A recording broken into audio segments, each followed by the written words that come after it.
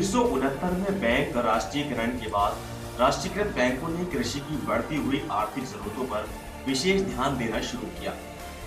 कृषि क्षेत्र में आर्थिक सहायता और लोन उपलब्ध कराने के लिए विशेष तौर पर क्षेत्रीय ग्रामीण बैंक स्थापित किए गए।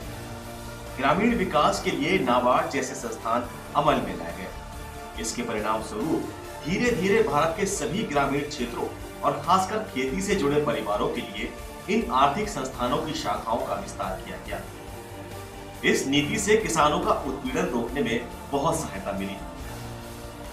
किसान जमींदारों के चंगुल से निकलकर राष्ट्रीय आर्थिक नीतियों से जुड़कर 100 नंबर की ओर अग्रसर होने में कामयाब हो सका।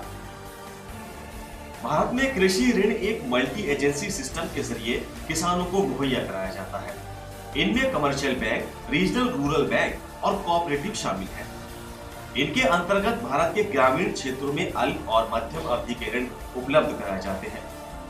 साल 2004 में क्रेडिट पैकेज के अंतर्गत सरकार ने किसानों को दिए जाने वाले ऋण को दोगुना करने के साथ ही हर साल बजट में कृषि ऋण का बाकायदा एक टारगेट फिक्स किया, जिससे इस क्षेत्र में क्रेडिट फ्लो लगातार बना रहे।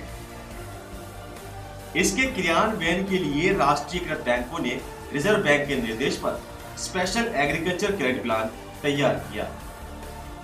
आर्थिक रूप से कमजोर किसानों को ऋण उपलब्ध कराने के लिए 1975 में नरसिम्हन कमेटी की सिफारिशों पर रीजनल ग्रामीण बैंक अस्तित्व में आए, जिनके जरिए आज भी कमजोर वर्ग के ग्रामीण वासियों को सस्ता कर्ज उपलब्ध कराया जाता है। नाबार्ड यानी national bank for agriculture and rural development 12 जुलाई 1982 को अमल में लाया गया था, जो आज भारत में कृषि और ग्रामीण विकास की एक मुख्य एजेंसी के तौर पर काम कर रहा है।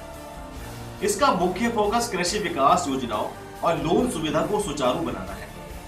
स्वयं सहायता समूहों को बढ़ावा देने के लिए भी नाबार्ड का बैंक लिंकेज प्रोग्राम ग्रामीण महिला विकास की एक मजबूत कड़ी है। आम भारतीय किसान के आर्थिक और सामाजिक उत्थान में प्राइमरी एग्रीकल्चर कोऑपरेटिव सोसाइटीज एक अहम किरदार अदा करती है।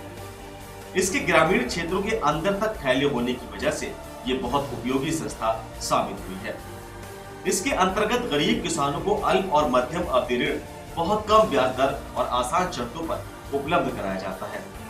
इस योजना के अंतर्गत किसानों की मदद कर भारत का छत्तीसगढ़ राज्य सुर्खियों में भी रहा है।